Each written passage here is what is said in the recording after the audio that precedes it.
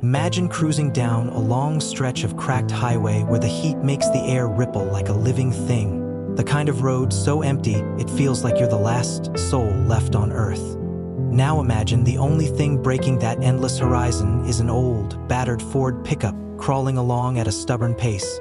Its dull red paint baked to rust by the sun. Two rookie cops, new enough to still get a kick out of flashing their lights, spot it. They glance at each other in their cruiser, silent agreement passing between them. Something about that truck doesn't sit right. No hurry, no care. Maybe it's nothing. Or maybe it's something they can write up. A little action to break the monotony. They flick on the siren, a lazy woo-woo-woo that shatters the dry silence, and veer in behind the truck. The driver doesn't speed up, doesn't pull over immediately either. He just eases the truck toward the shoulder like he was planning to stop there anyway. Dust kicking up in lazy spirals behind him. The cruiser crunches to a halt. Dust clouds the air between them. One cop, Officer Malloy, checks the rear view nervously. No traffic, no backup.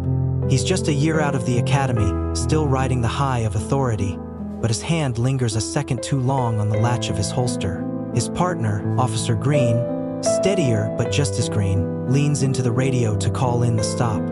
Code 1011, westbound State Route 29, possible 1066, suspicious vehicle, he says, voice too casual, trying not to sound excited. Malloy steps out first. His boots puff dust from the ground with every step. He keeps his hand close to his belt. The truck's window is rolled down halfway, and a slice of the old man's face is visible through it. Sun-leathered skin, a white stubble beard, a weather-beaten ball cap shadowing his eyes. He doesn't look afraid, doesn't look guilty either, just there, solid, silent. Malloy taps the side of the truck with his knuckles. Driver, license and registration, please. The words feel clunky in the air. The old man slowly turns his head. His eyes, a piercing gray, meet Malloy's without a flicker of emotion. He doesn't speak, doesn't move. Green shifts uneasily, hand resting on the butt of his flashlight. Malloy tries again, louder this time. Sir, need to see some ID. The old man lifts a hand, slow and deliberate, and reaches into the glove box. Malloy stiffens. Green's hand hovers near his sidearm, but all that emerges is a cracked leather wallet, battered so badly the stitching is coming loose. Malloy plucks it from him, careful. Inside, a driver's license so faded the photo's almost gone, and a military ID card even older, barely legible. Green leans in to look, frowning. Sir, you aware your license expired? He squints at the date, incredulous. 1997? No answer. The old man just watches them. Malloy feels a prickle at the back of his neck. His instincts, half-formed but growing sharper with every stop, murmur that something's wrong here. Not danger exactly, something deeper, something heavy. Step out of the vehicle for me, sir, Malloy says, still polite, but firmer now. The old man hesitates for a breath, then pushes open the creaky door and climbs out. His movements are stiff but powerful, like old machinery that still works if you know how to use it. His clothes are simple, denim shirt, faded jeans, worn boots, but everything about him radiates a quiet authority that doesn't fit the situation. He stands straight, taller than either of the officers expected. Malloy notices a scar slicing down from behind his left ear to his collarbone, half hidden by the collar of his shirt. Green notices the way his hands hang loose at his sides, relaxed but ready. Malloy clears his throat. You got anything illegal in the vehicle? Weapons, drugs, anything like that? A faint smile tugs at the corner of the old man's mouth, like he's just heard a private joke. Still, no answer, only that unwavering stare. Malloy feels irritation bubble up. He's not used to being ignored. Pop the trunk, he orders, gesturing with a nod. The old man doesn't move.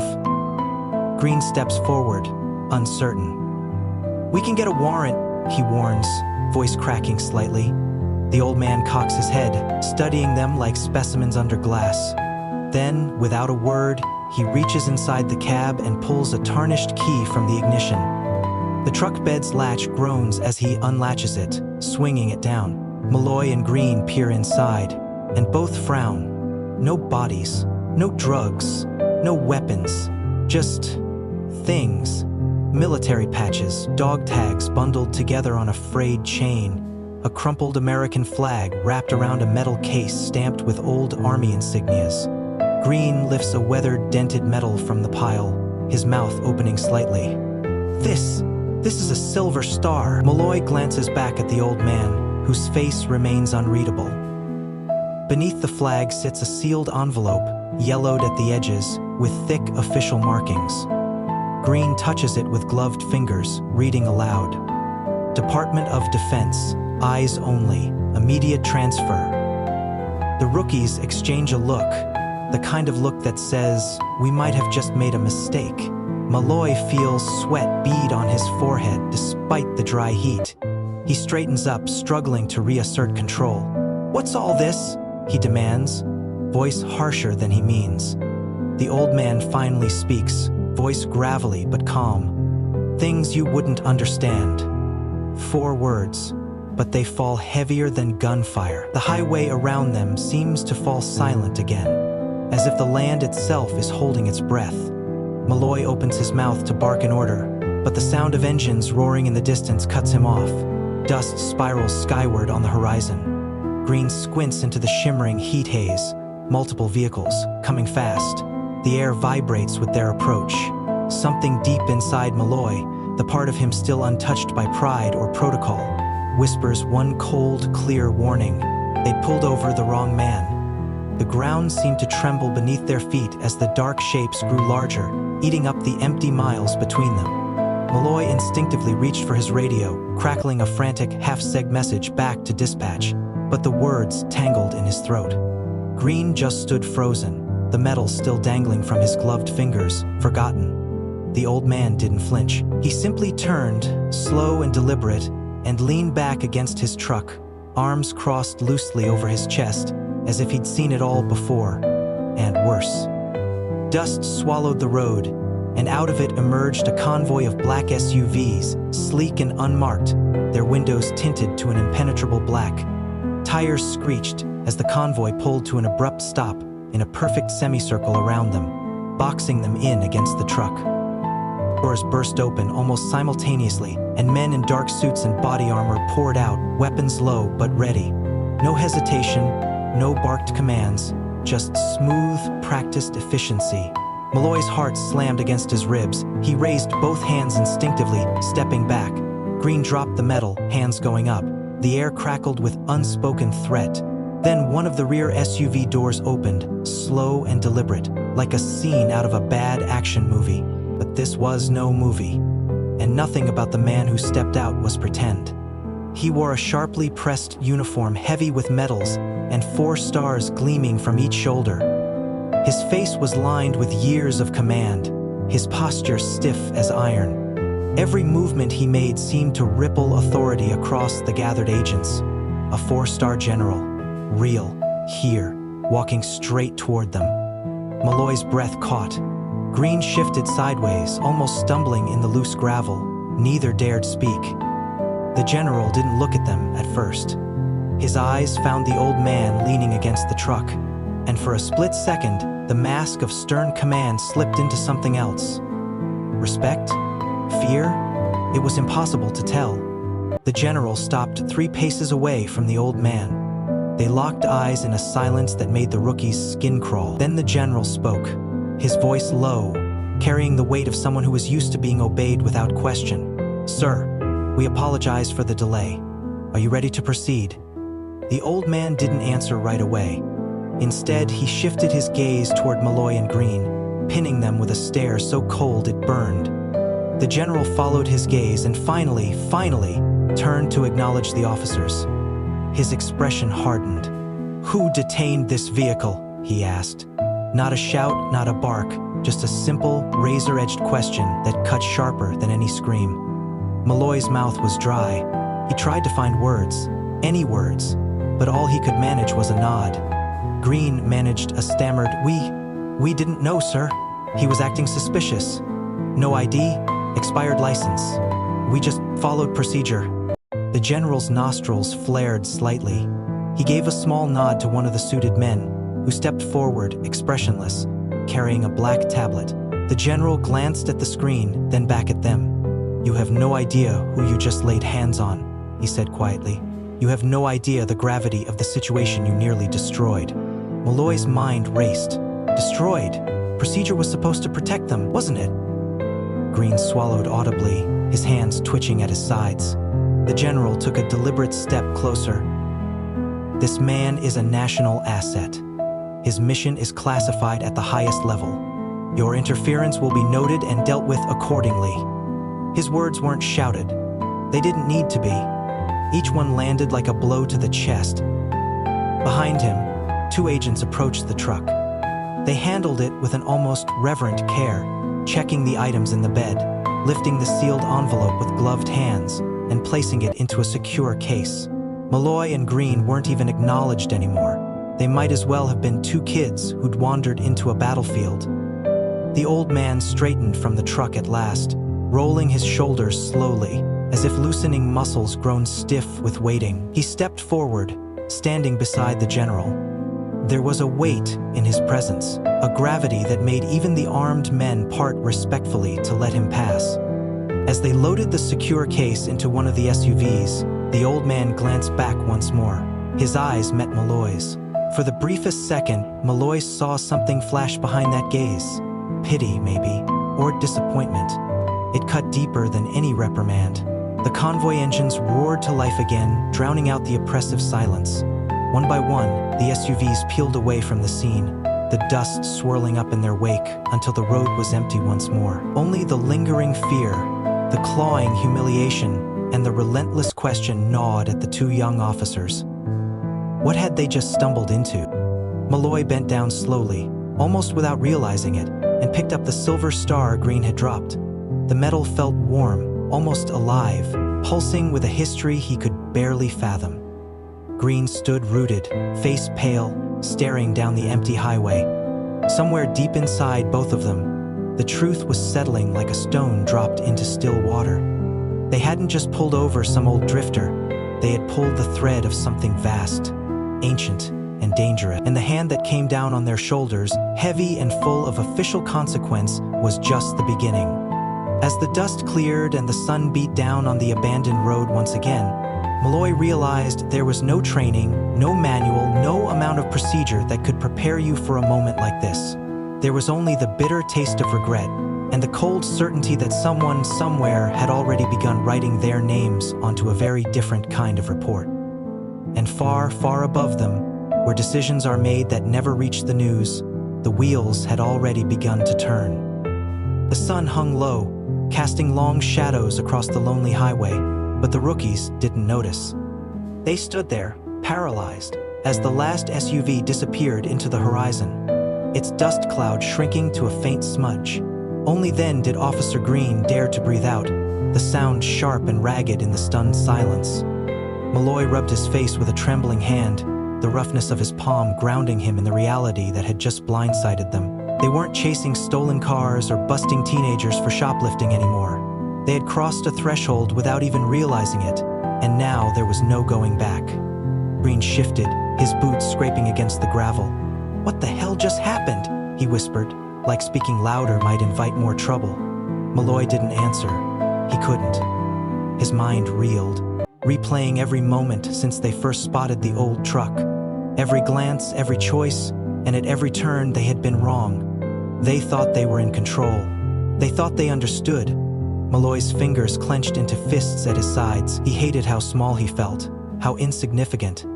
He hated that they had no answers, only questions that grew heavier with every passing second. The distant whine of a police radio crackled into life, snapping them out of their paralysis. "Unit 214, status check. Unit 214, respond." Green fumbled for his shoulder mic, his voice cracking as he replied. "Dispatch, Unit 214. Situation? Resolved. Returning to patrol." His thumb hovered over the transmit button, hesitating. Should they report what happened? How could they even begin to explain it? Malloy shook his head sharply, signaling for him to stay quiet. For once, Green obeyed without question. They climbed back into the cruiser, neither daring to look at the battered Ford truck left abandoned on the shoulder. The drive back toward town was suffocating. Malloy kept glancing at the rearview mirror, half expecting another black SUV to materialize behind them, sirens silent but judgment heavy. Green sat stiffly in the passenger seat, staring out the window but seeing nothing. His hands twisted in his lap, restless. "We're screwed," he muttered under his breath. Malloy didn't correct him. He knew it was true. Whatever that mission was, whoever that old man really was, they had interfered. They had drawn attention to themselves. In a world of classified missions and four-star generals, ignorance was no excuse. It was a liability. As the cruiser rolled into town, the familiar sights felt alien. The gas station where old men drank coffee and swapped gossip, the diner where kids hung out after school, the sleepy sheriff's office with its peeling paint and creaky screen door. None of it felt safe anymore. Everything felt thinner somehow, like the real world was just a flimsy layer stretched over something darker and deeper they had accidentally torn open. Malloy pulled into the station's lot, gravel crunching under the tires, and killed the engine. Neither moved for a long moment. Finally, Green broke the silence. "We have to tell Sarge," he said, his voice barely above a whisper. Malloy nodded grimly. He didn't want to. Every instinct screamed at him to forget, to bury it, to pretend none of it had happened. But there was no hiding from this. Not anymore. They climbed out and trudged up the worn steps into the building. The moment they pushed through the door, Sergeant McMillan looked up from his cluttered desk. His sharp eyes, under thick gray eyebrows, narrowed immediately. "You two look like you seen a ghost," he grunted, setting down his coffee mug. Green opened his mouth, but no words came out. Malloy stepped forward instead, swallowing the dryness in his throat. "Sir, we need to talk. It's about a traffic stop?" McMillan leaned back in his chair, the springs creaking ominously. He gestured for them to sit. Malloy hesitated, then dropped heavily into one of the battered chairs. Green hovered, then sat down too, rigid and pale. McMillan steepled his fingers, watching them like a hawk sizing up wounded prey. "Start talking." Malloy launched into it, the words tumbling out faster than he meant them to. The old truck, the expired license, the sealed envelope, the black SUVs, the general. Every detail, every feeling of dread, spilled out into the stale air of the office. Green chimed in occasionally, his voice shaky but determined. When they finally finished, McMillan didn't speak for a long time. He just sat there, face unreadable, drumming his thick fingers against the desktop. Finally, he leaned forward, his voice low and dangerous. "You idiots don't even know how lucky you are." Malloy stiffened. "Sir, McMillan cut him off with a raised hand. "No, you listen now. You made contact with an active classified operation. You laid hands on someone way above your clearance level. You jeopardized something you're not even allowed to know about.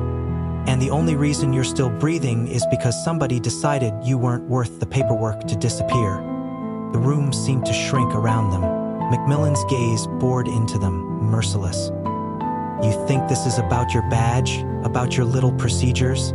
Out there," he jabbed a thick finger toward the window. "There's a whole other world, and you just crashed headfirst into it." Green swallowed hard, his Adam's apple bobbing visibly. Malloy felt cold sweat trickle down his back. "What do we do, sir?" he asked, hating how small his voice sounded. McMillan snorted, a bitter sound. "You shut your mouths. You forget it happened. You pray no one higher up decides to make an example out of you." He pushed back from his desk with a grunt and stood, towering over them. "And you better hope," he added, his voice dropping to a deadly whisper, "that old man doesn't decide he's got unfinished business." Malloy and Green exchanged a look, terror blooming fresh in their guts. There would be no debrief, no report, no closure.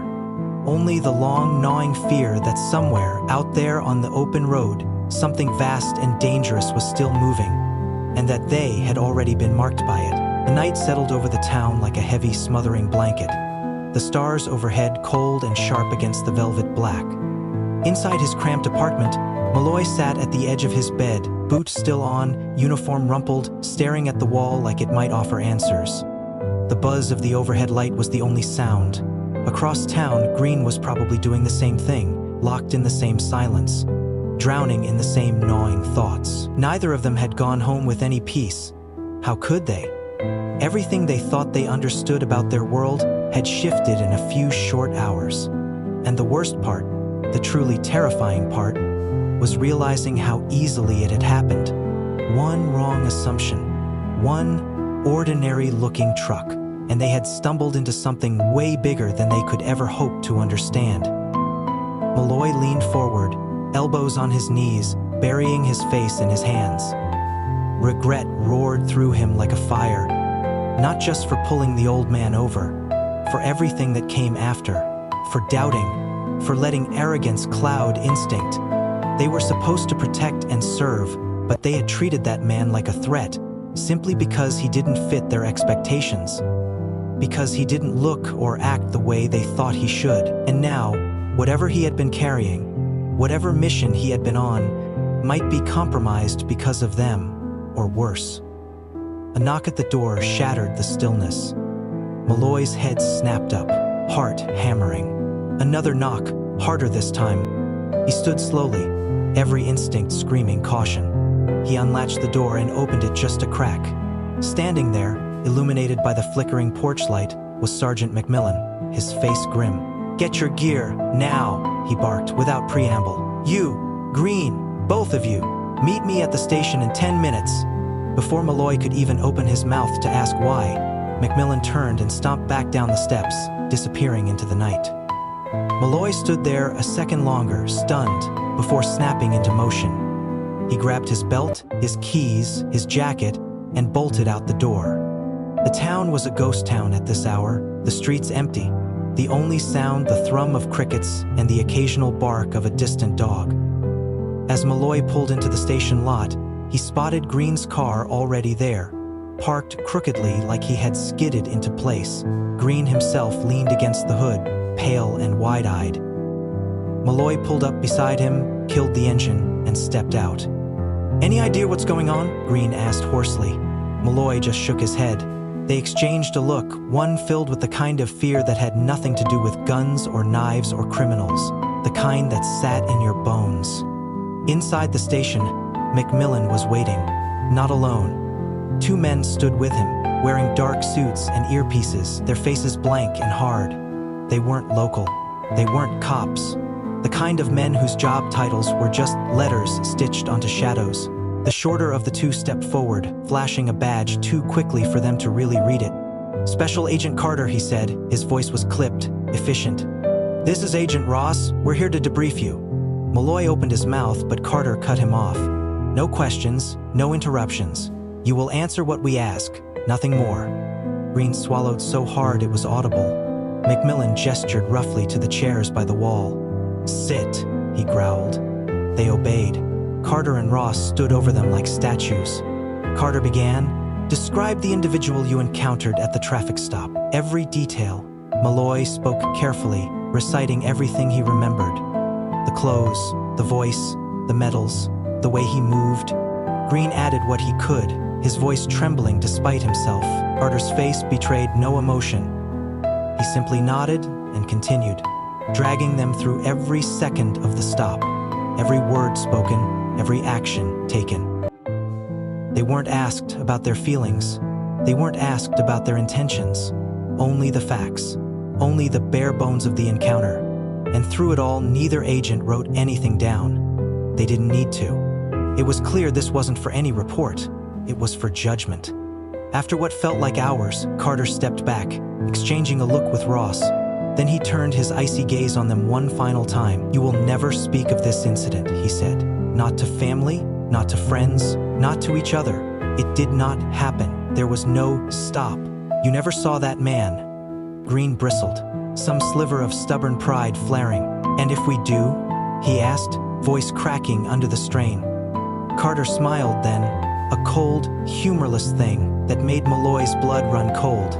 "If you do," Carter said softly, "you won't be worried about your jobs." You'll be worried about who finds you first. The meaning was clear. No second chances, no appeals, only silence or disappearance. Malloy felt Green wilt beside him, the fight draining out of him like air from a punctured tire. Carter and Ross turned without another word, disappearing through the back exit into the night, leaving behind only a vacuum of dread. McMillan waited until the sound of their footsteps faded before speaking. His voice was softer now, almost pitying. "You boys made a mistake," he said. "One you'll be carrying for a long time." He didn't lecture them. Didn't need to. The weight of it settled over them like lead. Malloy sat there long after McMillan left, staring at the floor. Green hunched beside him. They both understood now. This wasn't just about them. It never had been. They had glimpsed the machinery running behind the world's pretty surface, and that glimpse had cost them dearly. They had been warned, silenced, marked, and somewhere out there, the old man continued on his mission, the road stretching wide and endless before him, and if they were lucky, they would never cross paths again. The next few days passed in a haze of tension so thick it was hard to breathe. Every knock on the door, every unknown car passing down the street made Malloy flinch. Green wasn't any better. They spoke briefly once, exchanging clipped, uneasy words in the grocery store aisle like two strangers who shared a dangerous secret. They understood without saying it. Distance was survival. Pretend nothing happened. Pretend you never saw the old man, the SUVs, the general. Pretend you never felt the raw power of something bigger than yourself swallowing you whole. But pretending didn't come easy when the nightmares kept clawing their way in. Malloy found himself driving the old patrol routes late at night, engine low and steady, searching for something he couldn't name. Every empty road looked different now, as if unseen hands might peel back the horizon and reveal a darker world underneath. And sometimes, just sometimes, he thought he saw it, the glint of headlights that vanished when he blinked, the silhouette of a man standing too still under a broken streetlight. Fear and guilt braided themselves into something sharp, something that bit every time he tried to relax. He told himself it was nerves, told himself it would pass, but deep down, he knew better. Some doors once opened, never close again. It was a Thursday afternoon, humid and slow, when the next crack appeared. Malloy was filing half-hearted reports in the station, trying not to think too hard, when Sergeant McMillan stormed in, face flushed and jaw clenched. He slammed a folder down on the desk so hard the metal frame rattled. "We've got a situation," he barked. "You two, front and center." Malloy and Green scrambled out of their chairs, exchanging wide-eyed glances. Neither dared ask questions anymore. McMillan shoved the folder toward them. Inside, grainy surveillance photos. A black SUV parked outside a gas station just 10 miles out of town, and standing beside it, unmistakable even through the static blur, was the old man. Malloy's stomach dropped. He looked at Green, who had gone sheet white. "Sir," Malloy said carefully, "I thought we weren't supposed to get involved." McMillan's eyes were dark, unreadable. "You're not. Officially," he lowered his voice. "But unofficially, there's concern. Word is, he's off route, unscheduled stops, deviations. Someone high up is spooked." He leaned closer, lowering his voice until it was barely a growl. "They want you to check it out. Quietly, no backup, no chatter." The silence after those words felt deafening. It wasn't a request, it was an order. Or maybe a test, maybe both. Green found his voice first. "Why us?" he rasped. McMillan's mouth twisted into something between a grimace and a grin. "Because you're already tainted goods. If you screw up again, it won't cost anyone important anything." The truth landed hard. Malloy nodded stiffly, heart pounding. He grabbed the keys without another word. Green hesitated only a moment longer before following him out the door. The drive to the gas station felt like a funeral march. Neither spoke. The road unspooled ahead, empty and hot, the world outside vibrating with hidden tension. When the station finally came into view, a squat building with flickering neon and sagging gas pumps, Malloy slowed to a crawl.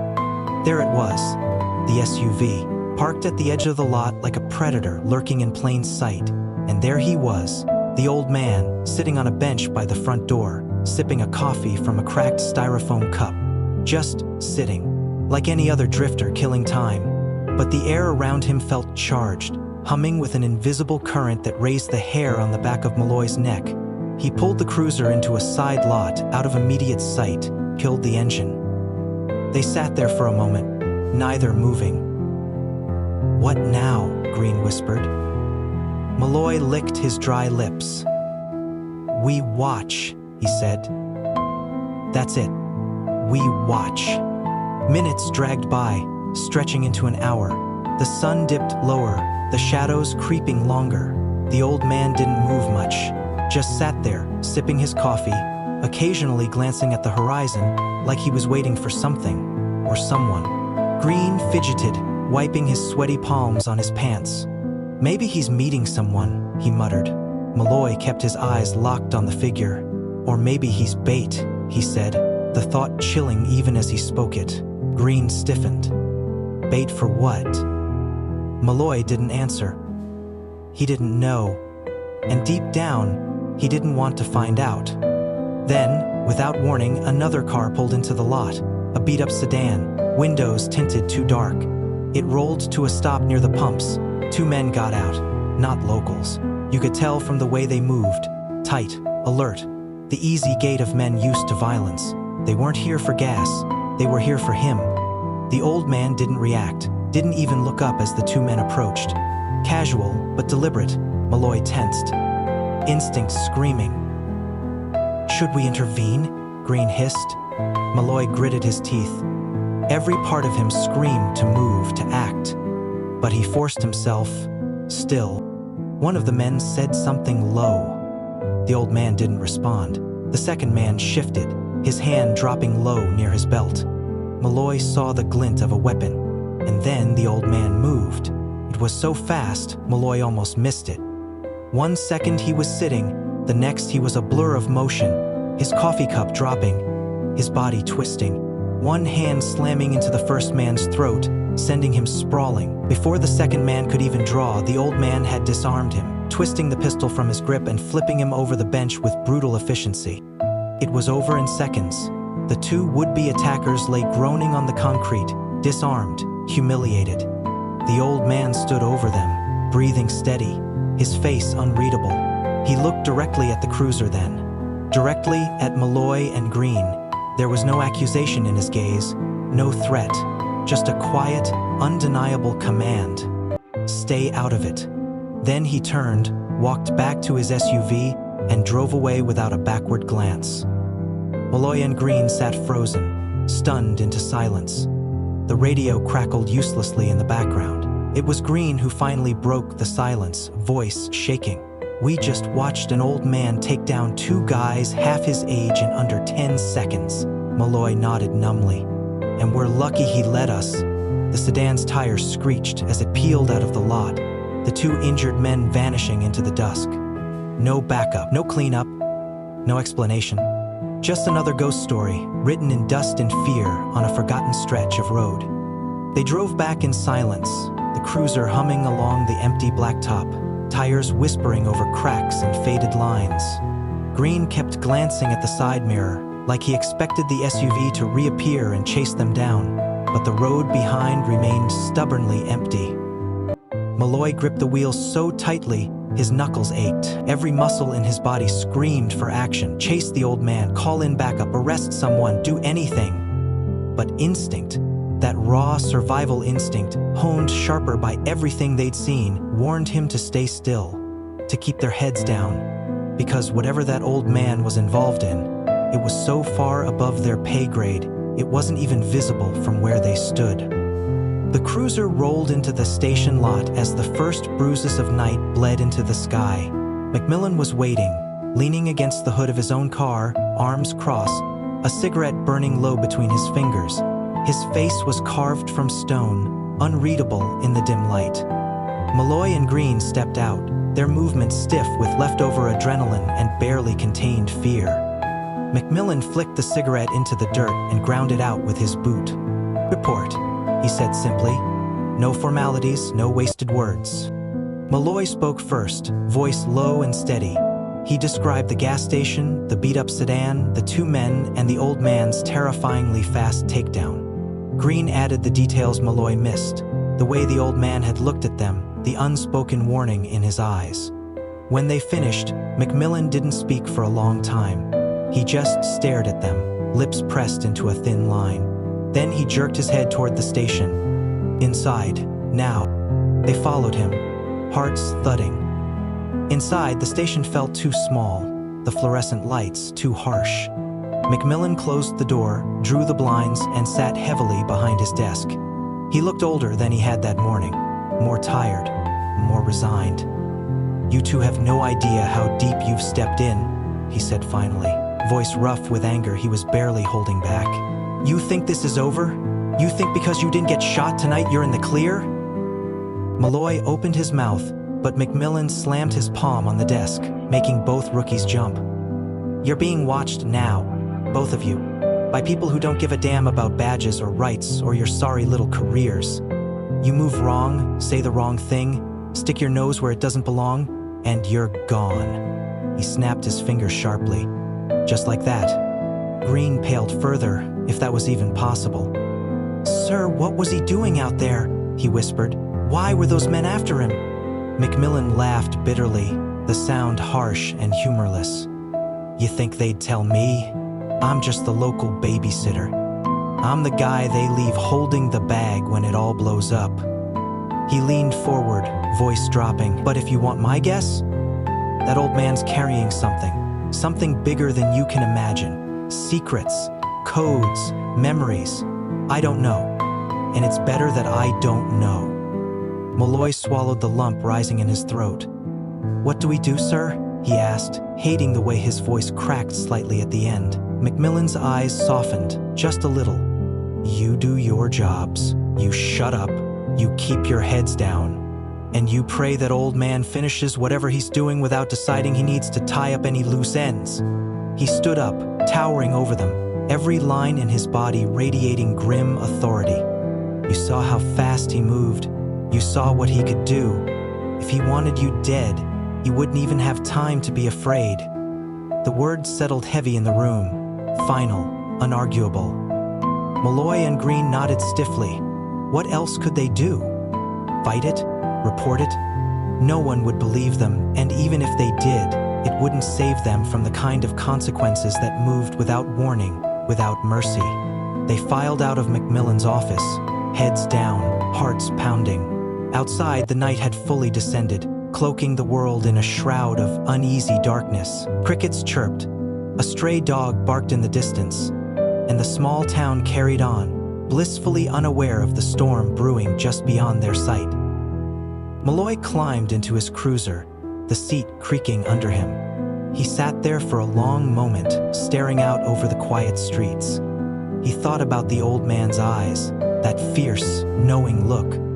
He thought about the agents, the general, the sealed letter, all the pieces he wasn't allowed to understand, scattered just out of reach. A question gnawed at him, refusing to be silenced. What could possibly be so important that it warranted sending a 4-star general to retrieve it? And why trust it to a battered old truck, a man who seemed half forgotten by the world he once defended? The answers hung in the darkness, vast and unknowable. Malloy knew he would never get them, but the fear remained, coiled tight in his gut. Fear that one day the old man might come back. Fear that whatever mission he was on might fail. Fear that the fragile, comfortable life Malloy had built could shatter in an instant, crushed under the weight of secrets too heavy for ordinary men to carry. The cruiser's engine rumbled to life, cutting through the silence. Malloy drove slowly through town, watching the empty streets, the shuttered windows, the dim glow of televisions flickering behind curtains. Ordinary life, still ticking along, oblivious, for now. But he knew better now. Underneath the surface, the real world was raw and brutal, a game of shadows and sharp edges played by people who never asked for permission and never apologized. And he knew something else too, something colder and harder than fear. He would never see the world the same way again. The days stretched into weeks, but the feeling never left. Malloy carried it like an invisible weight, dragging behind him through every patrol, every coffee stop, every sleepy town meeting where nothing of consequence was supposed to happen. Green tried harder to pretend. He cracked jokes, forced laughs, even flirted awkwardly with the new waitress at Mabel's diner. But behind his eyes, Malloy saw the same thing he felt: an edge sharpened too fine, a thread pulled too tight. They were changed men now, and no amount of small talk could patch over what they had seen. The department itself changed, too, in small ways that anyone else might have missed. An unmarked car parked down the street from the station more often than not. New dispatch protocols, encrypted and terse. Sergeant McMillan, usually gruff but approachable, became distant, watching everything like he expected the walls themselves to sprout ears. Malloy understood. He was watching too. Every stranger got a second glance. Every unfamiliar car set him on edge. And every time a black SUV passed on the highway, even if it wasn't the SUV, Malloy's hands would tighten on the wheel until his knuckles turned white. One particularly thick evening, heat pressing against the world like a suffocating hand, Malloy sat in his cruiser parked behind the hardware store, running over his nightly patrol notes. It was all the same. Petty theft, teenagers tagging the old bridge, complaints about a stray dog knocking over garbage cans, small-town problems. Manageable, safe. And yet, when the call came over the radio, every hair on the back of his neck stood up. Unit 214. Disturbance reported at the northbound rest area off Highway 29. Possible vagrant suspicious behavior. Malloy grabbed the mic, his voice steady even as his heart hammered. Unit 214 responding. He didn't have to check the time or the location to know in his gut. This wasn't going to be another drunk tourist sleeping it off. This was something else. He turned onto the highway, tires kicking up loose gravel, the cruiser picking up speed as the last light bled from the sky. The rest area came into view, a cluster of dimly lit picnic tables, 2 battered vending machines, and an ancient public restroom that always smelled like mildew. It was deserted. Or it should have been. Malloy killed the lights and coasted in, parking off to the side. He stepped out, hand resting lightly on his holstered weapon, not drawing it, but ready. His boots crunched softly over the worn asphalt. A faint breeze stirred the littered leaves, and somewhere nearby, a coyote howled. He swept his flashlight over the area, the beam cutting through the gloom in sharp, surgical strokes. Nothing. Empty tables, empty lot. Just as he was about to radio in a false alarm, he caught movement out of the corner of his eye. Someone standing by the restroom door. A figure hunched slightly, shoulders bowed under some invisible burden. Malloy tensed, angling the light toward them. "Police," he called out, voice firm but measured. "Let's see your hands." The figure didn't move at first. Then, slowly, deliberately, it raised its hands, palms open, fingers spread. Malloy approached cautiously, heart hammering louder than his footsteps. As he closed the distance, the light revealed more details. Worn boots, a battered jacket, gray hair under a dusty ball cap. His stomach twisted. It was him, the old man from the truck, only now he looked different, weaker somehow, slower, as if the weeks had aged him years. His face was gaunt, his hands trembling slightly, but the eyes, those hard, steel-gray eyes, were exactly the same. Malloy stopped a few feet away, the beam of his flashlight steady, but his hand itching toward his radio. He didn't know whether to call for backup or to run. The old man spoke first, voice rough as sandpaper. "You shouldn't be here, son." Malloy swallowed, forcing his voice to stay calm. "You're the one trespassing," he said carefully. "Need to ask you to move along." The old man chuckled, a sound so dry it sounded like leaves scraping together. "Ain't trespassing when you're waiting for the storm." Malloy frowned. "What storm?" he asked, against every instinct telling him not to engage. The old man tilted his head back, looking up at the empty night sky. "The one that's coming, whether you believe in it or not." Before Malloy could respond, headlights flared in the distance, several sets moving fast. Black SUVs again, sweeping into the lot with precision. Malloy stepped back instinctively, shielding his eyes as the vehicle skidded to a stop. Doors flew open, men in suits and tactical gear poured out, their movements fast, controlled, and utterly silent. The old man didn't flinch. He didn't even turn around. He just stood there, hands still raised, as if he had been waiting for this exact moment. One of the men, a tall figure whose insignia glittered faintly in the harsh headlights, stepped forward. Not the general from before. Someone else. Someone just as dangerous. His voice cut through the night like a blade. "We'll take it from here, officer." Malloy's mouth went dry. Every part of him screamed to ask what was happening, to demand answers, but instinct and maybe wisdom held him back. He stepped aside, heart pounding, watching as they moved in around the old man. Hands reached out, rough but not cruel, guiding him toward the waiting SUV. Before the old man climbed inside, he turned one last time. His eyes met Malloy's across the darkness, and for a moment, just a moment, Malloy thought he saw something behind the steel. Gratitude, regret, a silent apology for dragging him into a world he was never meant to glimpse. Then he was gone, swallowed by the SUV, the door slamming shut with a final, echoing thud. Engines roared, dust rose, and just like that, they were gone. Malloy stood there for a long time after the dust settled, the only sound the buzzing of a lone streetlight overhead. He knew better now than to call it in. He knew better than to write a report. Some things weren't meant to be documented. Some things weren't meant to be understood. They were just meant to be survived. The night stretched out wide and hollow after they left, like the air itself had been scooped clean from the world. Malloy lingered by the empty rest area, his cruiser's engine ticking softly as it cooled. He couldn't bring himself to move, not yet. He knew he should climb back into his patrol car, drive to the station, log his shift like nothing had happened. But how could he? His hands twitched at his sides, desperate for something solid to hold on to, something to make sense of the last hour. There was nothing. Only the blacktop stretching in either direction, as silent and indifferent as the grave. Finally, with a breath that tasted like defeat, he slid back behind the wheel. The seat creaked under his weight, a tired sound. He put the cruiser in gear and pulled back onto the highway, the headlights carving twin tunnels through the dark.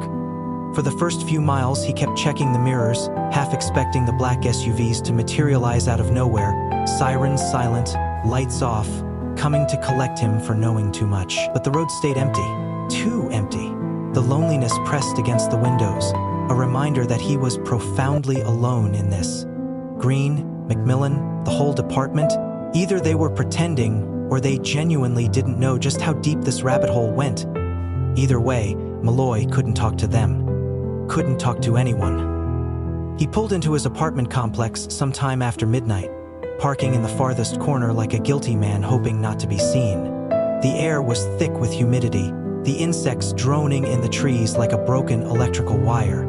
He sat there for a long time, gripping the steering wheel until the plastic dug deep grooves into his palms. Then, slowly, he killed the engine and stepped out. No footsteps behind him, no rustle of hidden agents. Only the oppressive silence of a world that didn't care about the battles being fought in its shadows. Inside, he tossed his keys onto the table, peeled off his boots, and collapsed onto the threadbare couch without bothering to turn on the lights. The darkness was a comfort now, familiar, safer than anything illuminated. His mind spun in useless circles. Who was the old man really? Why was he left alone for so long, only to be collected under cover of darkness like a fugitive? Or a king? And more importantly, why did he seem almost willing? As if he knew his time was up. As if he had chosen to wait. That thought chilled Malloy more than any threats the agents had made. Leap didn't come easy. When it did, it came in fits and starts, broken by half-formed dreams of endless highways and black SUVs and an old man whose steel-gray eyes saw right through him. At dawn, he woke with a start, heart hammering, a thin sheen of sweat coating his skin. The apartment was bathed in that sickly early light that made everything look faded and worn. Malloy sat up slowly, rubbing his face. There would be a shift waiting for him. Another day of pretending everything was normal. Another day of walking the knife's edge. He was lacing up his boots when a knock sounded at the door. Not loud, not urgent, just firm. 3 sharp taps that froze him mid-magmer. His heart slammed against his ribs, instincts roaring awake. He stood, moving quietly to the door, peering through the peephole. A man in a dark suit stood there, holding something tucked under his arm. No badge, no visible weapon, but everything about him screamed government. Malloy hesitated only a second before unlocking the deadbolt and cracking. The man offered a polite smile that didn't touch his eyes. "Officer Malloy," he said smoothly. "Mind if I come in?" It wasn't really a question. Malloy stepped back, tension thrumming through his muscles. The man entered, moving with the relaxed confidence of someone who knew he didn't need to announce his authority. He set the object he was carrying, a plain manila envelope, on the coffee table and turned to face Malloy. "First things first," the man said, his voice calm, almost friendly. "You're not in trouble, not yet anyway," he smiled again, a reptilian flash of teeth. "This is just a courtesy call, to make sure you understand your position." Malloy said nothing, his mouth dry. The man continued, unbothered by the silence. "You had an encounter with a classified individual, twice in fact. You've handled yourself adequately, but there are concerns about loose end." He tapped the envelope meaningfully. "Inside is a non-disclosure agreement, standard issue. Signing it is not optional. Consider it a formality." Malloy stared at the envelope like it might bite him. "And if I don't?" he asked, surprising himself with the steadiness of his voice. The man's smile widened, but it didn't reach his eyes. "Then you'll be assigned a different formality, one with fewer signatures required." The threat wasn't even veiled. Malloy nodded slowly, picking up the envelope with fingers that barely shook. He didn't open it. Didn't need to. He understood. The man straightened his tie, giving the apartment a quick, disdainful glance. "You're lucky," he said. "Most who see what you've seen don't get a choice." With that, he turned and left, the door clicking shut behind him with unnerving finality. Malloy stood there for a long time, the envelope heavy in his hands. The weight of it wasn't in the paper, it was in the chains it represented. Chains wrapped in secrecy, threats, and the cold understanding that he was now part of a story he would never be allowed to tell. His life, small and simple as it had been, was over. In its place was something quieter, meaner, lonelier. A life spent looking over his shoulder, wondering if today would be the day someone decided he knew too much after all. With a sigh that tasted like surrender, Malloy set the envelope down and went to the window. Outside, the sun was rising over the quiet town, painting everything in soft golds and pinks. People jogged down sidewalks. Children laughed somewhere far off. The world moved on, blissfully ignorant, and he, Malloy realized with a bone-deep weariness, would move with it. But he would never belong to it again. The summer wore on, dragging the heat across town like a heavy curtain. Malloy kept showing up to his shifts, kept writing tickets, kept breaking up arguments at the diner and chasing teenagers off the old railroad tracks. On the surface, everything looked the same, but beneath it, something had shifted. A slow, grinding change that no one else seemed to feel. People still waved at him as he cruised by. Kids still smiled, but it all felt hollow, like he was floating just outside their world, invisible behind the thin glass of secrets he couldn't break through. Every time he looked into someone's eyes, a little part of him wondered, what do they know? How much of this town is real? Who else has seen the things I have and just pretended they hadn't? The questions piled up, brick by brick, walling him off from the easy life he once had. Even Green, his old partner, was changing. They didn't ride together much anymore. Green transferred to another division, something in administrative support officially. But Malloy saw the truth written plain as day in his eyes the last time they passed each other in the station hallway. Green was trying to disappear. to fade out before whatever dark current they'd touched decided to pull him under. Malloy didn't blame him. Some days, he envied him. The only constant was Macmillan. The old sergeant watched everything with the wariness of a man who knew too much already and didn't want to know more. He didn't say anything to Malloy about the night at the rest stop, or about the man in the dark suit who had shown up at his apartment. But once, after roll call, Macmillan had clapped a heavy hand on his shoulder and said in a low voice, "You're doing good, stay small." Then he walked away without another word.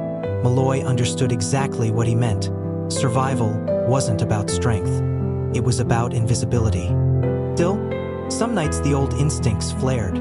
Some nights Malloy couldn't help but drive the old roads, the forgotten stretches of highway where it all began. He'd sit with the engine idling low, headlights off, staring into the vast, dark horizon, half hoping, half fearing that he might see that battered old truck again. But it never came.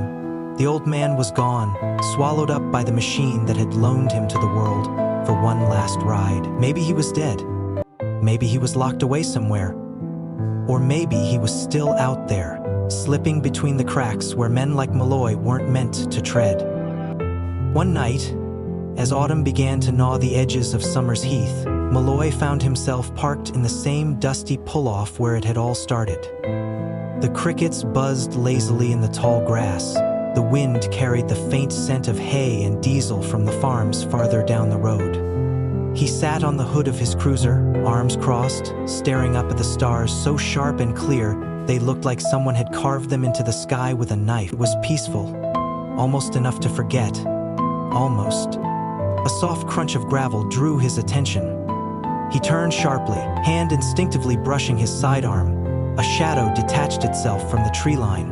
A figure walking toward him, hands raised slightly to show they were empty.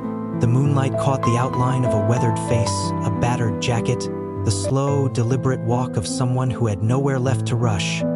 For a moment, Malloy's heart leapt into his throat. The old man? No, not quite. As the figure came closer, Malloy realized it wasn't the same man. Younger, maybe 50, but cut from the same cloth, military through and through. The stranger stopped a few feet away, keeping his hands visible. His voice was calm, almost respectful. "You, Malloy?" Malloy nodded slowly, wary. "Who's asking?" The man offered a thin, grim smile. "Someone who owes you a thank you." Malloy didn't move, didn't speak. The man continued, voice low and even. "You didn't interfere when it mattered.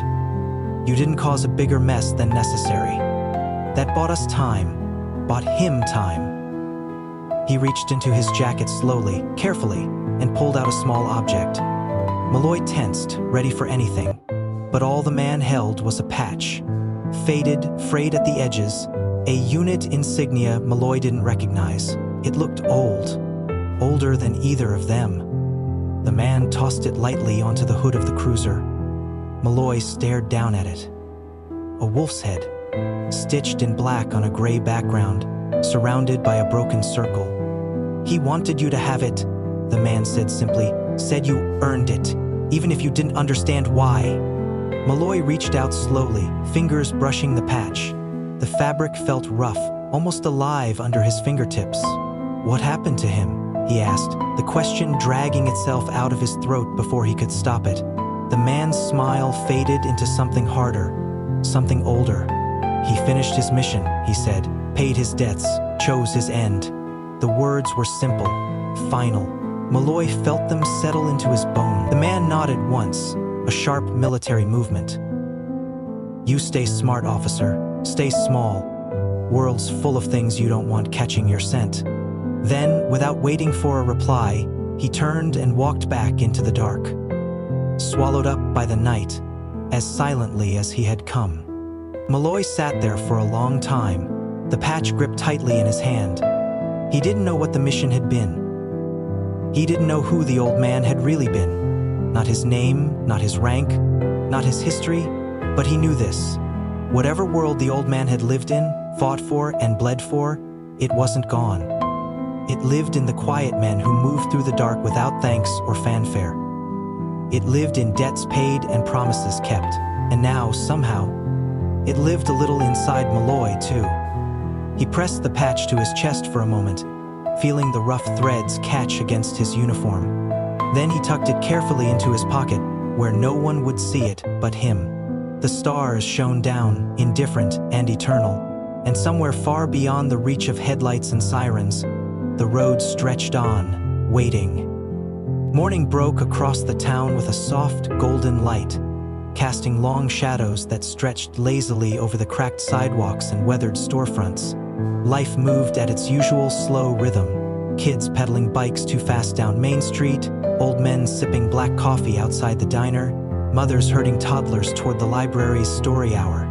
It was a snapshot of small-town America so picturesque it could have been pulled from a postcard. But for Malloy, it all felt strangely distant now, like he was watching a play, staged for someone else. He moved through the motions, uniform crisp, patrol car gleaming, smile practiced, but inside, he was somewhere else entirely. The patch burned in his pocket like a living thing, an invisible brand no one else could see. Every time his fingers brushed it absent-mindedly, he felt the weight of everything that had passed. The dust, the SUVs, the four-star general, the old man's hard gray eyes. They were ghosts now, but powerful ones, shaping the way he saw the world, whether he wanted them to or not. And more, Malloy realized, the town's simplicity wasn't just a blessing. It was a shield, a fragile layer stretched thin over things people would be better off never knowing. He was finishing up his midday patrol, rolling slowly down a sleepy side street lined with modest bungalows, when he noticed it. A black SUV. Not brand new, not polished and menacing like the ones he remembered, but similar enough to spark a low, instinctive tension in his gut. It was parked awkwardly across two spaces near a tiny laundromat, windows dark, engine running. Malloy pulled over casually, watching. No one inside seemed to move. No kids running errands, no families piling out. Just the soft hum of the idling motor and the way the sunlight refused to penetrate the deep tint of the windows. He sat there for a moment, weighing options. Protocol said check it out. Survival instinct said leave it alone. But a deeper voice, one he couldn't silence anymore, whispered that maybe it wasn't about protocol or fear. Maybe it was about knowing when to ask and when to walk away. He drummed his fingers against the steering wheel, thinking. Finally, he clicked the mic and called in a vehicle check. Nothing suspicious came back. No warrants, no alerts, just a registration flagged as restricted access, Department of Defense. Malloy stared at the screen. Restricted. The same invisible wall he had slammed into weeks ago. The one they told him not to question. He clicked the mic again, voice low. Disregard, vehicle secure. Then he sat back and watched the SUV through the rearview mirror as he slowly pulled away. It didn't move. Didn't follow, just sat there, humming quietly like some sleeping predator content to let him pass. For now. At the station later that afternoon, McMillan caught his eye across the bullpen. The old sergeant gave the barest shake of his head, a warning clear as a siren even without a word. Let it go. Malloy nodded once, accepting it, the understanding passing between them like a silent code. You survived by knowing which questions could kill you faster than any bullet. That night, Malloy found himself sitting at the kitchen table, the patch spread out before him. He turned it over in his hands, the faded stitching rough against his fingertips. The wolf's head, the broken circle, symbols of something ancient and brutal and loyal beyond reason. He wondered what it meant to them, the old man, the stranger who had delivered it. What promises had been sealed under that banner? What debts were still being paid, even now? A knock sounded at the door. This time, it wasn't sharp or urgent, just soft, familiar. Malloy rose slowly, heart thudding. He cracked the door and found Green standing there, looking like he hadn't slept in days. His eyes were bloodshot, his posture sagging with exhaustion. But there was something else too, a hard edge, a grim resolve Malloy hadn't seen in him before. Without a word, Malloy stepped aside and let him in. They sat at the table in silence for a while. Two soldiers of a war no one else in town even knew existed. Finally, Green spoke, voice rough. "You ever think about leaving?" Malloy looked at him, really looked at him, and saw the man he had trained with, laughed with, leaned on, changed now, marked, just like he was. "Every day," Malloy admitted. Green nodded slowly, eyes dropping to the patch on the table. He reached out and brushed it lightly with his fingertips. "You ever think maybe we're not supposed to?" Malloy frowned. "What do you mean?" Green leaned back, staring at the ceiling like he was trying to find the right words. "Maybe we saw what we saw for a reason. Maybe it wasn't a mistake. Maybe it was a warning." He let the words hang there, heavy and uncomfortable. Malloy didn't answer right away. The truth was, he didn't know what to think anymore. All he knew was that since that day on the highway, since the old man's quiet defiance, the world seemed thinner, more fragile, more dangerous, and somehow, some part of him knew it wasn't over. Not really. Finally, Malloy reached over and picked up the patch, turning it between his fingers one last time before tucking it into a drawer, closing it with a firm snap. He looked at Green, his voice steady. "If it comes back, we'll handle it." Green gave a tired smile. "Yeah," he said, "we will." The two men sat there a while longer, not speaking, just breathing in the heavy night air, listening to the world outside move on without them. But both knew, deep down, that someday the knock on the door wouldn't be Green. It would be something else. Something they couldn't ignore. And when it came, they would be ready. Or they would be forgotten. The next few months passed in uneasy quiet, like the whole town was holding its breath without even knowing it. Malloy and Green resumed their routines, patrolling empty back roads, responding to neighborly disputes, pulling over the occasional drunk driver. To anyone watching from the outside, they were just two more tired cops trying to keep the peace in a town that hardly needed policing.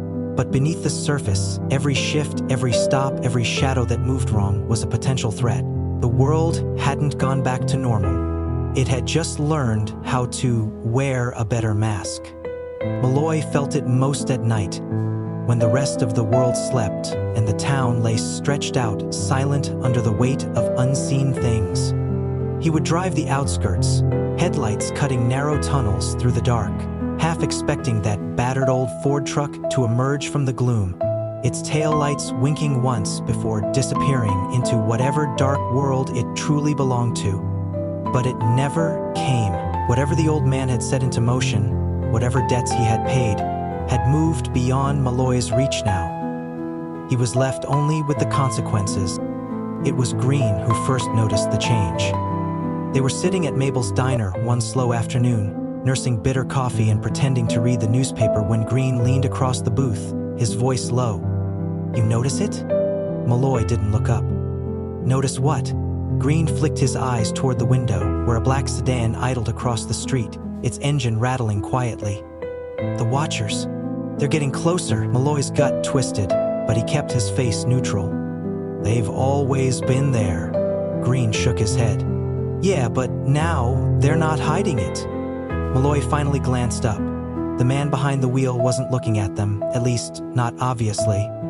But his posture was wrong. Too stiff, his presence too deliberate. Malloy turned back to his coffee, heart beating a little faster. "What do they want?" Green shrugged, a slow, heavy motion. "Maybe they're just reminding us we don't get to forget." The thought stuck with Malloy as he finished his shift. Driving home, he took the long way, looping past empty fields and crumbling barns, roads where no one would bother to follow unless they had a reason.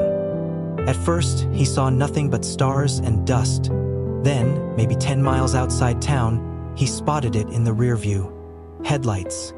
Distant but steady, matching his every turn. His knuckles whitened around the steering wheel. He pulled off onto an old service road, killing the lights and engine, letting the cruiser roll to a silent stop behind a copse of twisted pines. The other vehicle didn't follow. It drifted past on the main road, slow and deliberate. Malloy glimpsed the silhouette of the driver as it went by. No badge, no uniform, just another shadow moving through the night. He sat there a long time after it was gone, listening to the insects buzz and the occasional rustle of wind through the dry grass. The message was clear. They were still being watched, still being measured, and maybe, just maybe, still being judged. Back at the apartment, Malloy peeled off his uniform, moving like a man twice his age. He showered in the dark, letting the water run cold, trying to wash off the invisible weight clinging to his skin. It didn't help. Nothing did anymore. He dressed in old sweats and sat at the kitchen table, staring at the drawer where he'd hidden the patch. It called to him in a way he couldn't explain, a silent reminder of the choice he had never really been given. Finally, with a grunt of disgust, he yanked open the drawer. The patch lay there, harmless and small, but when he picked it up, he felt the pull again. That strange gravity that seemed to anchor him to something vast and terrible just beyond the edges of sight. He turned it over in his hands, thinking about the old man, about the general, about the agents who made threats without raising their voices. And he realized something that froze him to the bone. He wasn't afraid anymore. Not of them, not of what they might do. He was afraid of what he might do. Because deep down, a part of him wanted to understand, wanted to know the full story, wanted to belong to that darker, harsher world where men like the old man walked with heads high and hearts armored against the chaos they carried. It wasn't righteousness. It wasn't duty. It was something colder and harder. The need to matter in a world that preferred its heroes dead and forgotten. Malloy set the patch down carefully, almost reverently, and stared at it until the first gray light of dawn seeped into the room. Somewhere out there, things were moving, plans were unfolding, shadows were shifting, and he had a choice to make. Stay small, stay invisible, stay safe, or step off the map entirely into a place where the rules didn't matter and survival was earned one brutal, silent day at a time. He didn't know which path he would take, not yet. But he knew the decision would come for him soon enough, whether he was ready or not. And when it did, he would either rise or vanish, like all the others who had glimpsed the true weight of the world and dared to step into its gravity. Days turned colder, the first hints of winter whispering down from the north, sharpening the air and dusting the town's mornings in frost. People hurried a little faster between their errands now, shoulders hunched against the chill, heads down, too busy with scarves and shopping lists to notice the way the shadows seemed to stretch a little longer after sunset, too busy to notice the black SUVs that sometimes idled just off the main road. Watching, Malloy noticed. He always noticed now. Every movement outside the ordinary set off alarms in his head.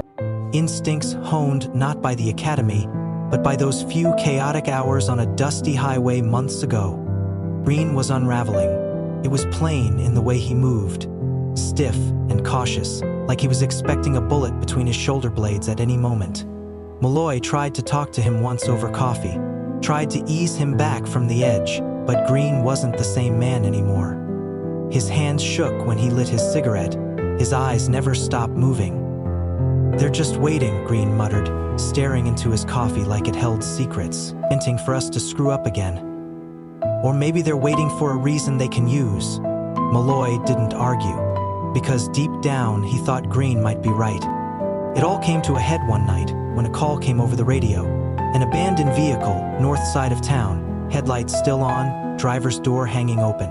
Standard stuff. Maybe a drunk ditched his car. Maybe a teenager pulled a prank. In a town like theirs, it usually wasn't anything worse than a cow blocking the road. But as Malloy pulled up behind the vehicle, every hair on his arm stood up. The car was an old Ford sedan, nondescript, but there was something wrong about how it sat, head smirching like it had been left in a hurry, like whoever abandoned it hadn't meant to. He approached slowly, flashlight sweeping across the inside. Empty. No blood, no struggle, just a single manila envelope sitting on the passenger seat, sealed and blank, his stomach twisted into a cold knot. Against every instinct, he opened the door. The envelope was addressed to him, Officer Matthew Malloy. No title, no badge number, just his name written in heavy, deliberate strokes. He didn't open it there. He knew better than that now. He took it back to the cruiser, locked the doors, killed the lights, and opened it under the pale wash of the dome light. Inside was a single sheet of paper. No letterhead, no signature, just a sentence typed in neat, clinical font. When the time comes, you will know what to do. No explanation, no instructions, just that. Malloy sat there for a long time, the note trembling slightly in his hands, until the cold seeped through the windows and into his bones. He folded the paper carefully, slid it back into the envelope, and tucked it under his vest. The next few days passed with a strange tension hanging over everything. Green noticed it too. They didn't speak of it, but it was there between them, a taut wire ready to snap. Malloy knew, somehow, the envelope wasn't just a message, it was a trigger. A countdown he hadn't heard ticking yet. And then, it happened. A break-in at the local pharmacy just after closing. Unusual in itself, nothing ever happened in their town, but what made Malloy's blood run cold was the description from the witness. 2 men in dark suits, quick, efficient, gone before anyone could stop them. No masks, no fingerprints, professional. They hadn't taken drugs or cash. They had taken a single sealed package from the pharmacy's storage room. Something just delivered that afternoon under government order, unmarked, confidential. Malloy and Green were the first on scene. Green's face was pale as ash as they taped off the door, as they gathered useless statements from terrified clerks who had no real information to give. The questions would come next, the Federals, the suits, the black cars.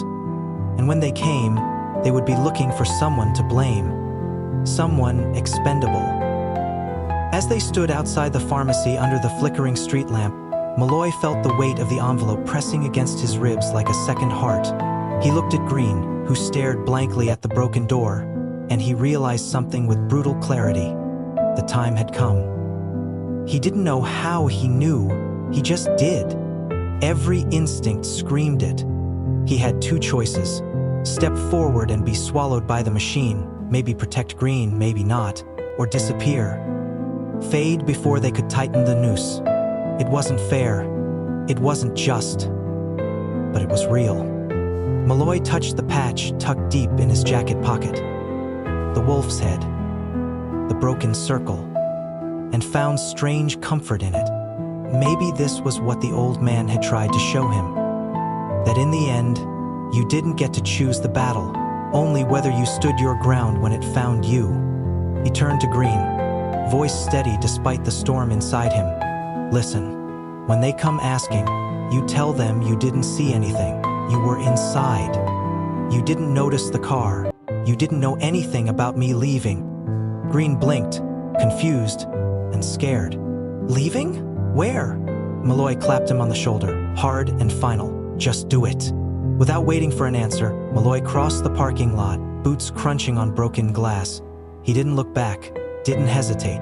He knew what he had to do. He slid into his cruiser, started the engine, and pulled out into the night, merging with the darkness as easily as if he had always belonged there. Behind him, the lights of the town faded, swallowed by the endless, waiting black. Ahead, the road stretched, on, uncertain, dangerous, and free. Malloy drove without a destination, letting instinct and the whisper of the cold night wind guide him. The tires hummed along the empty highway, the cruiser's headlights cutting a lonely path through the darkness. His mind was a storm of fragmented thoughts, memories of the old man's steady gaze, Green's pale, uncertain face, the envelope's chilling words echoing in his head. When the time comes, you will know what to do. It wasn't a command, it was permission. An acknowledgement that some decisions, the real ones, couldn't be made by anyone else. You either stepped into the unknown, or you spent the rest of your life regretting it. The town disappeared behind him like a fading dream, past the turnoff for the state line, past the familiar markers of home. He didn't bother with the radio. If anyone called, he wouldn't answer. If anyone followed, he wouldn't stop. Malloy knew now that this wasn't about survival anymore. It was about meaning. It was about stepping fully into the story he had only glimpsed from the edges. The story of men who moved in the spaces between wars and headlines, whose sacrifices never made the news, whose choices bent the shape of the world without anyone noticing. Hours passed. Gas stations flickered by and vanished into the rearview mirror.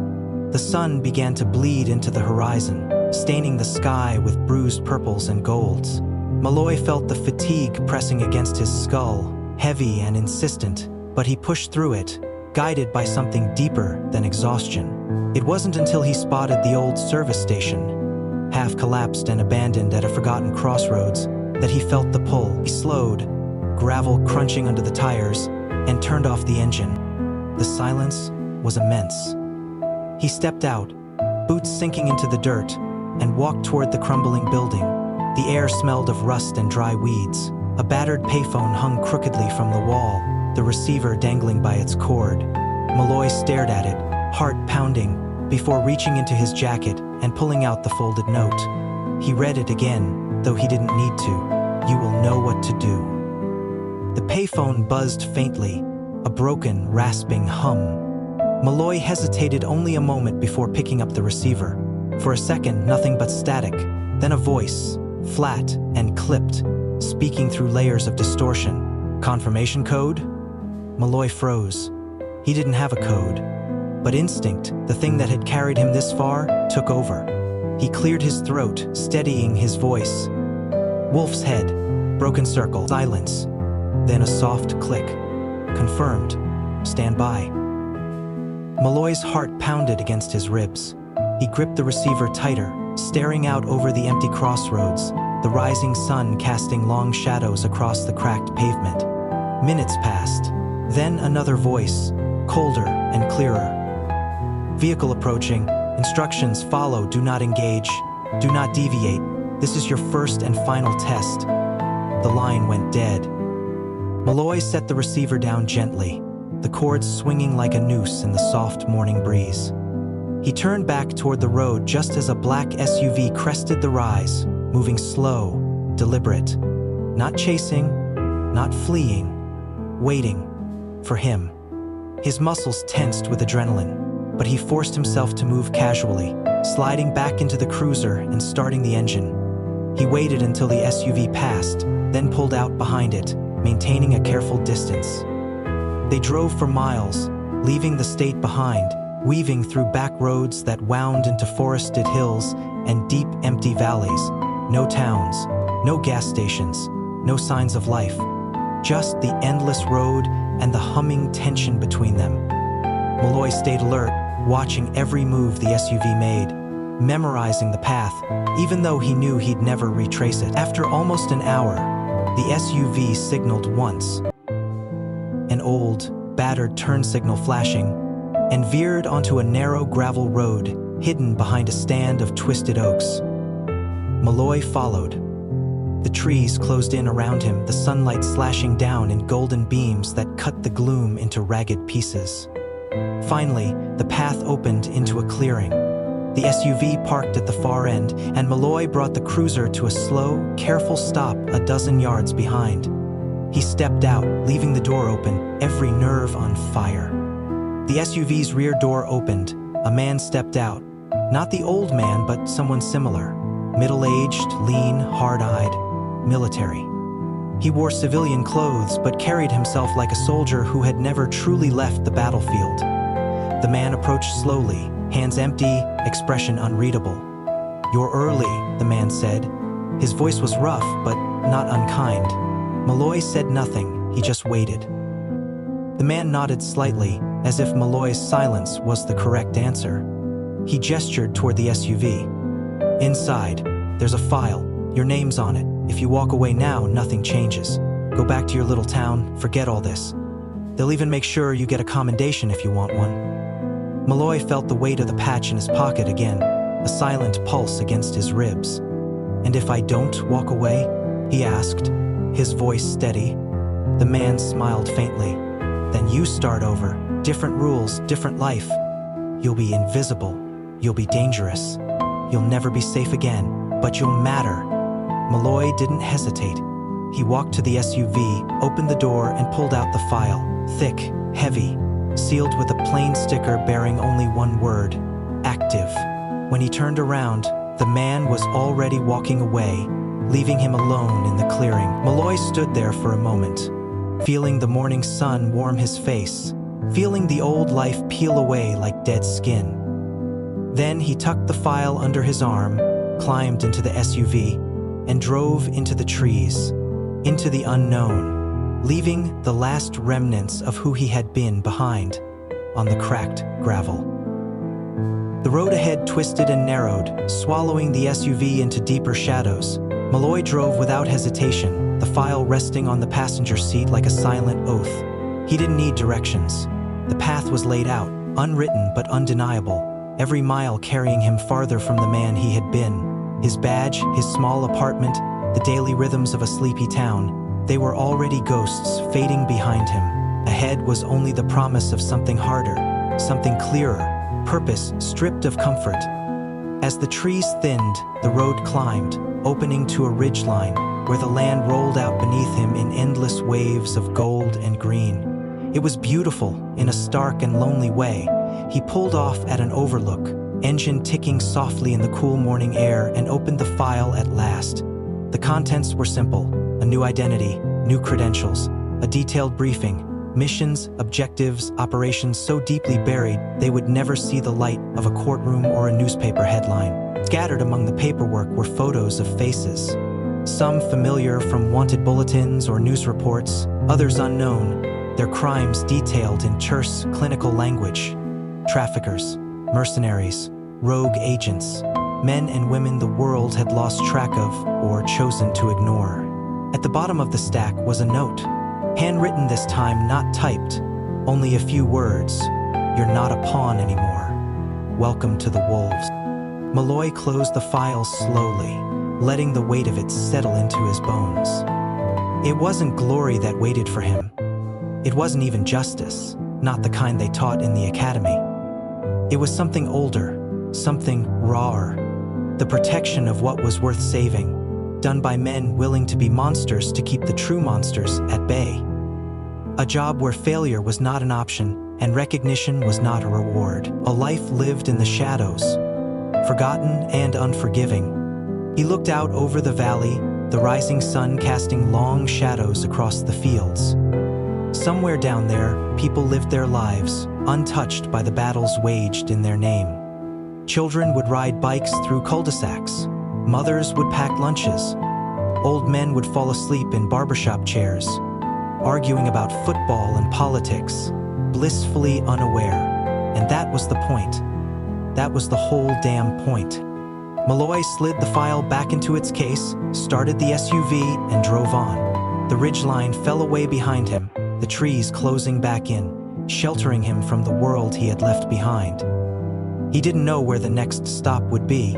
He didn't know what the next name would look like, or how hard he would have to fight to keep the rot at bay. But he knew he would do it, because now he understood.